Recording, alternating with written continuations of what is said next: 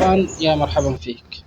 أنا اسمي أحمد علي من اليمن، تحديدا من الحديدة. بدأت مشواري من الصفر. يعني كنت حابب إني أفتح لي قناة باليوتيوب. لقيت فتحت لي صفحة باليوتيوب، والحمد لله اللهم لك الحمد، تيسرت بفضل الله. وهذا كل شيء من فضل الله، ثم فضل دعوات الوالدين الله يحفظهم. أنا دائما أبحث على سعادة نفسي ثم سعادة جمهوري. لا يهمني كلام الناس.